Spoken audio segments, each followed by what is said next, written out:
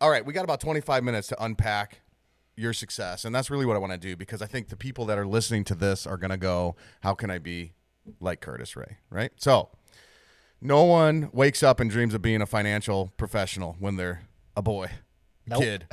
What the hell happened? How did you get into it? So I ran a very successful home remodeling business, and we were one of the largest in Arizona, doing $10 million a year in revenue, and life was great. And then one day I made a really bad decision, partnered up with the wrong person, and that is something I had to learn because I had never had a partner before. And that partner ended up not being the person I wanted to work with. Lost all my money overnight, millions of dollars gone in a blink of an eye. Literally 24 hours. Literally 24 hours. Because I didn't understand contracts. I didn't understand the contract that was written in his favor, and he used that against me. And I was just a 28-year-old kid and making a lot of money. I was really, really great at making money, terrible with money. And so on that day, it was an interesting day because I took my kids trick-or-treating that night. I didn't know what happened. I felt devastated. I felt depression maybe for the first time in my life, or anxiety. I'd never felt that. And stayed up all night, woke up that morning or got up that morning and said, you know what? I built it once, I'll build it again. It was never about the money. It was about the journey, enjoying it, really understanding how to build something great and be proud of something. And on that day, I said, you know what? I'm never going to be vulnerable to money again for the rest of my life. I am going to become the world's expert, number one voice of authority, not how you make money, because everyone teaches you how to make money. No one teaches you how to keep money. And on that day, I went all in for the next 4.5 years, researched stocks, bonds, insurance, real estate, leverage, banking, everything, and just came to the conclusion that the world really struggles on understanding how to keep money. We just all focus on making money because it's exciting, it's instant gratification. But the real win is keeping money and understanding how you achieve financial freedom. And so what landed you on the insurance path? I mean, you said you unpacked the entire financial services sector. And what kind of a time frame? Was it? It was a year or two? I mean, it was a long time. Yeah, you didn't just jump into it. Start to finish, it was 4.5 years. Yeah. But it was a solid year. The first year really helped me understand that, okay, stock market grows the best. They make the most money, but they struggle with ups and downs, roller coasters. It's a timing game and things like that. So that's not where you keep money. Real estate's really good at leveraging money. They use bank money all the time, and you can build this manual empire if you want to, but it's so hard. I had 12 rentals, and so I understood the complexities of real estate. And then insurance, I wasn't familiar with insurance. But they have lots of guarantees, lots of securities, a lot of features that allow you to feel secure and, okay, I'm gonna win at least in this parameter of growth potential and things like that. And then one day I just said, hey, why not combine all three? There's got to be a way to combine good growth, good security, and leverage it so you maximize your growth at that same time. And I came across a lot of different things. I started researching how premium finance works and why that's kind of the triple threat right there, where you have good security inside of an indexed universal life. You're growing about 6 to 7%. But once you leverage that, now it produces these enhanced results. But no one can qualify for it. Got to have $5 million and things like that. It's for the super wealthy. Yeah. And so we just had this crazy idea one day. Why not build a premium type strategy for everyday Americans? Why not build a life insurance contract that can also produce similar results as a traditional premium finance, but without the net worth requirement? Yeah. I mean, that you've unlocked kind of a key. I would say it's a unicorn. Not very often do you come through an insurance industry and upend it. Right. I mean, it's happened before. There's the father in infinite banking, and there's all these people that have come through with a unique idea. This is a super unique idea. So if people are looking at you going, well, it ain't never going to happen for me. But I think you would say something different. So my question now is, if someone wanted to do what you do, can they? And what's the first step for them to take? Like, they want to be successful. They want to unlock something. They want to go down the path you went down, but maybe shorten it for them so it doesn't take them 4 years. What's the first thing you would tell them to do? Get educated. You got to believe in what you're saying. Because like we were talking last night, people can sniff out in a second if you're not authentic. If you're just saying something because someone told you to say something, they know that that's fake. And so if you want to be an innovator, or you want to be a disruptor, or you want to be inside something that maybe people don't understand, they have to first believe that you believe. That's the first key to everything, is you believe. And, when you talk to me and people talk to me like, wow, whether Curtis is right or wrong, he believes in what he's saying. He's all in. I'm all in because I've done everything I've done. Now it's been 9 years where I think I know pretty much everything I need to know. But I'm never content with knowing everything. It is nonstop. Every day I'm trying to learn more and more, but it's pretty simple. Like you said, it took me 4.5 years because I was by myself. I didn't have anyone. every now and then, every 6 months, Eric Palmer would maybe respond to my text message. I'd text him, hey, I have a question. No response. You know, Eric rarely responds. One day, oh yeah, here's the answer. Here's the answer. But it took 4.5 years to get there. And, you know, now we've shortened it where I think someone could learn everything they need to know about insurance in about 90 days. Wow, that's crazy. You go all in on 90 days. And then once you believe that you believe, because you also got to convince yourself you believe. And then it's really easy to get other people to be attracted to what you're saying and say, wow, at least his energy is right. And he's sincere about what he's saying. And maybe he does have a benefit for me. Because at the end of the day, that's all we want to do. That's all clients want is what benefit can you bring me? It's not about the numbers. It's not about the knowledge. It's that I feel like you are sincere on bringing me benefit. Giving some value. Yep. Well, let's talk about the belief. So when you get to your level, status, social media, you're a giant in social media, you're going to get hit with arrows all the time. You mentioned the first time you had depression, anxiety. How do you deal with it now? Because, I mean, you're taking flack, right? From all the people that you are telling this is now the new way to do things, and people have done it their own way, right? And so you're taking the flack. How do you brush it off? Do you not look at it? Do you read it? Do you respond to it? How do you internalize it and get rid of it? And so it doesn't bring you down. It is very complicated because I think I'm one of the most self-confident people there is, and it still hits me. It still touches me like, oh, crap. Dang, why'd they say that about me? Why are they doing this? And my wife really, sometimes she struggles with it more than I do. But I came to this conclusion. Why not? I wrote 2 books, and one is called Everyone Ends Up Poor. That kind of explains that every system's kind of flawed, and that's why very few people ever actually achieve financial freedom because we're chasing the wrong thing. We're not chasing secure keeping money. We're chasing making money or leveraging money or whatever else, lowest expense and whatever, things that don't really pertain to financial freedom. Then I wrote this other book called The Lost Science of Compound Interest. And that kind of talks about yin and yang. And yin and yang is a real thing. Like for every positive, there has to be a negative. 100%. It's not, you cannot have positive without the negative behind it. And so about 2.5 years ago, I launched my TikTok channel and it just blew up.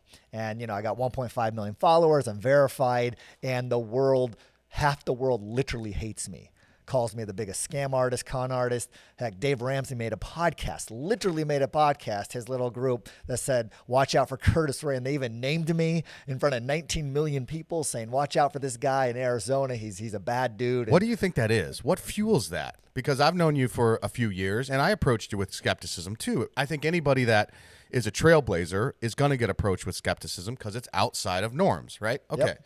But then after I get to know you and your belief, you are 100% all in. So even if you're wrong, I value that you are into it, right? What is it? Why are these guys coming and going, watch out, this is a scam? I don't even think they understand what you're doing, first of all.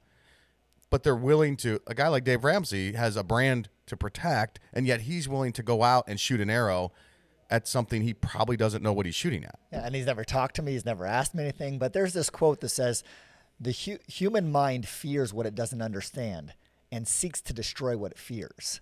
And that's just it. When you fear something or you don't understand, it first starts with a lack of understanding. They don't fear me or they don't even know me, but because they don't understand it, the natural mind automatically fears it. And when you fear something, man, you go after it.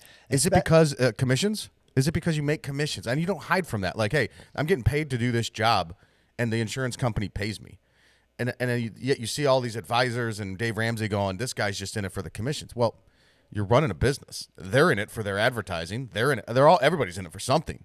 You think that he's got his insurance that he promotes all the time and all that stuff, but I don't think it's commission. I really believe, because I talk to them, and some of them are my haters that end up becoming my followers or at least partners and things like that. And I asked them, I go, why did you hate me so much? Like, what was driving you? And they always say, I don't know. It was that you were getting more attention than us. You were getting people's things. You know, people were coming to you saying, oh, you know, this was the way. I like this Curtis Ray guy. And because I didn't understand it, I had to shoot at you because people were leaving me and stuff. So I think it's more a competition, fearing that, hey, what if this guy gets a movement? What if more people go to insurance and don't buy whatever they're selling? And especially CFPs and financial advisors who don't understand or respect the value of insurance. Man, they just come all in after me. And so, but this yin and yang is so powerful that literally I'll have like a couple months where I don't have very much hate. I don't hear anything. I don't feel anything. I don't get any comments. And those are the worst months of my business when crazy stuff starts happening. Literally, like I don't even want to say it on, but some pretty We crazy. can edit it out. Yeah. Just like compliance calls up and, the carrier calls up like, what's going on? And all the, someone files a complaint that's just frivolous and making things up and all that other stuff. And I'm just like, oh my goodness, the whole world's crashing on me. Everyone in the world hates me. All of a sudden, the most amazing things happen.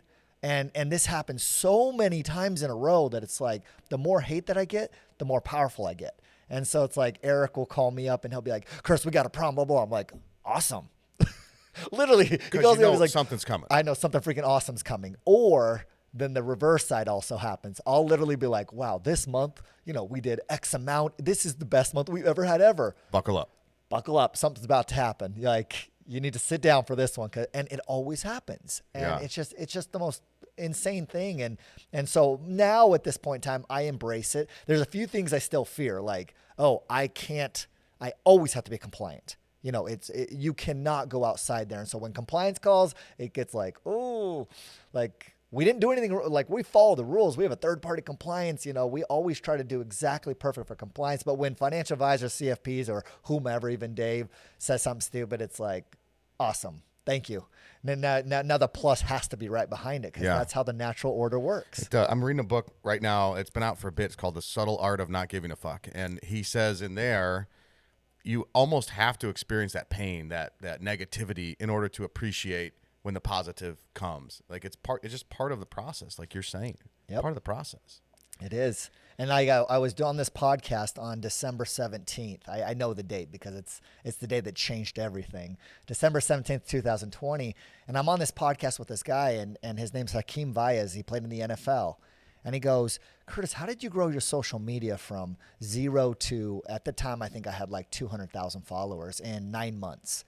And he goes, how did you do that? You're like in such a boring industry. You're like not selling cryptocurrency or heavily leveraged real estate or, crazy futures or anything like that. You're like in life insurance. Life insurance and retirement planning this 25 years from now, right?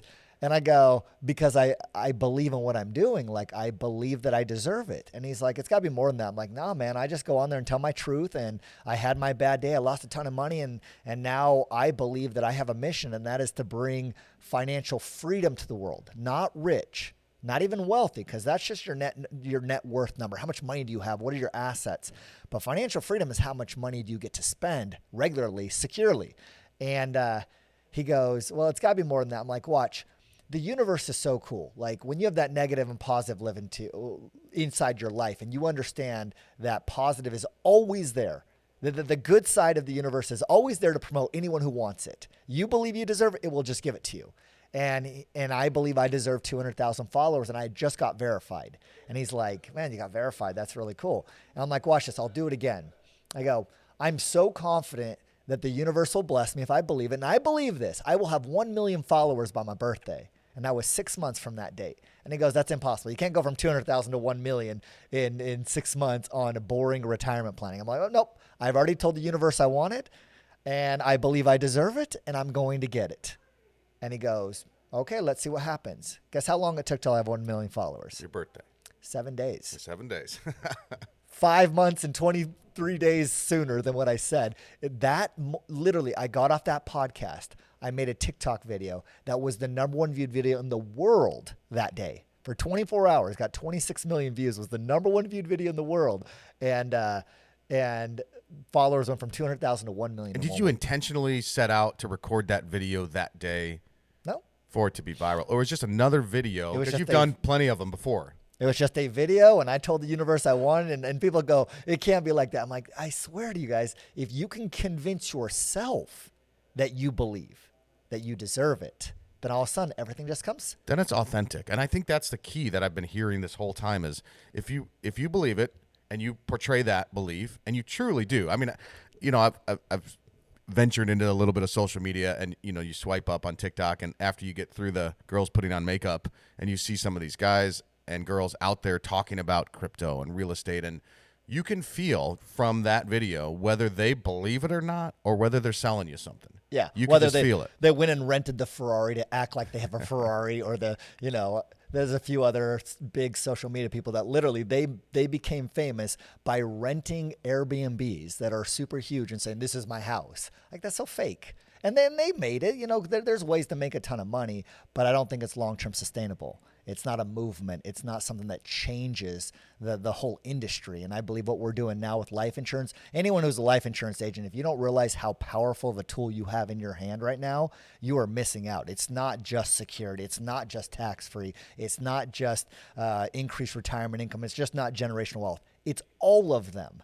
And if you understand how to package all of them and deliver it to an individual saying, hey, here are the features and benefits, here are the pros and cons, here is what you have side by side with what your other options are, you have unlimited amount of clients to sell to. Yeah. Wow. So, okay, authentic. And then secondarily, now I'm hearing a recurring theme of this isn't about the money, right? Your first business wasn't about the money, so much so that you kind of let it do its thing and not thought about it. This business wasn't about the money. Do you think that's a key? Do you think you have to start on this path or any path in a career not to make the dollars? Clearly, you've become financially free because of it, but that can't be the motivation. Yeah, definitely not. My dad always taught me something when I was growing up. My dad, I have 9 brothers and sisters, and so we were a very poor family growing up, and he just worked his butt off and made sure he was providing for us. But he always said, never make money your result, or never make money your reason. It's always the result. Money is your result because of what you're providing to people, the value you're providing to people. And if you can always make that, you're never compromised in making the wrong decision with money.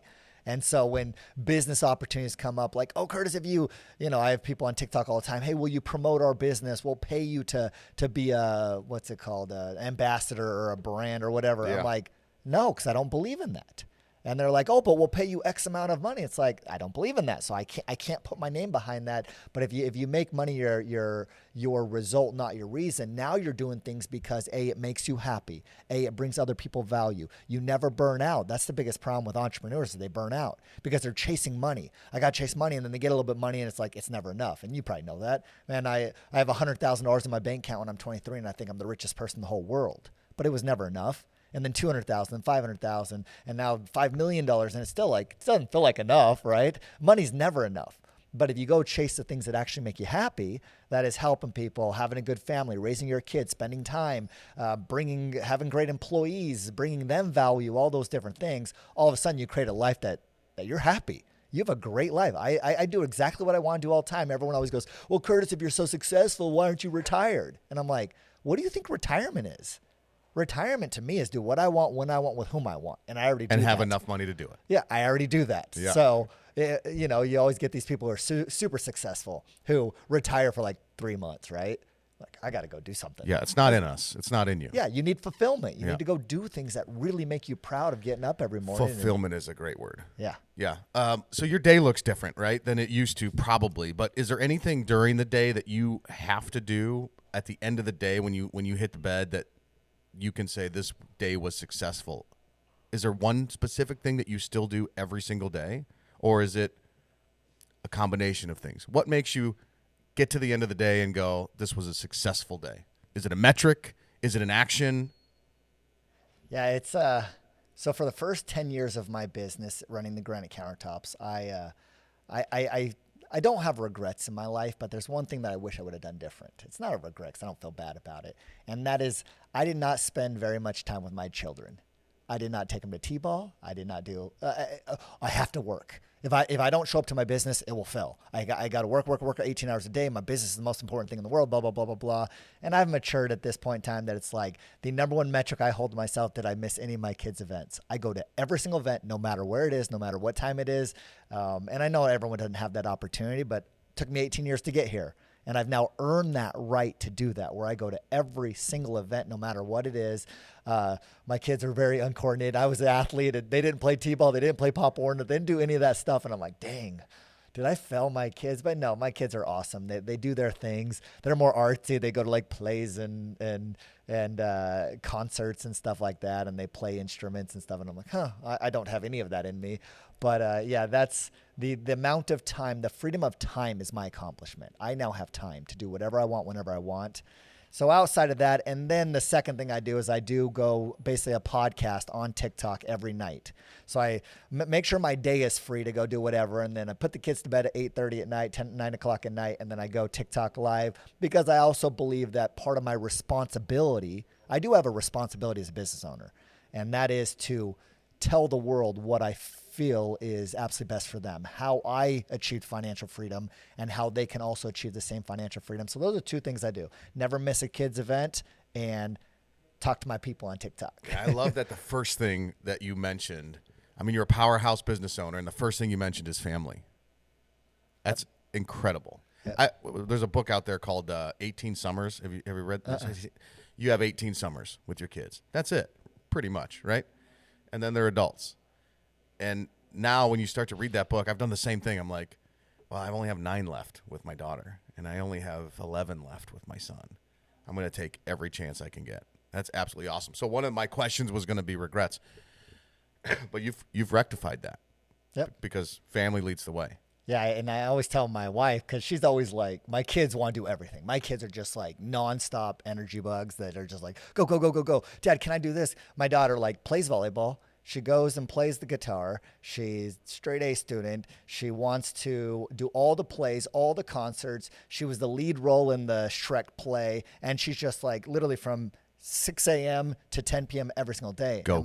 And my wife's like, she's going to get burned out. She's too tired. I'm like, no. The answer is yes to everything. Dad, can I do this? Yes. Can I do this? Yes. Can I do this? Yes. Because they're also only children for 18 years, right? That's right. And they're never going to get tired. They never burn out. Yeah, they sleep on a Saturday till noon or whatever, right? But it's just like I tell my wife all the time, the kids are like, oh, let's go here. Or, hey, the school is doing a trip to the Grand Canyon. The school is doing a trip to Disneyland. The school is doing, can I go? Can I go? It's always yes. Because memories is the only thing we die with. Our relationships and our memories. Because one day we're all going to be in the ground and we're all going to have that moment. Hopefully most of us have that moment where we know we're about to pass.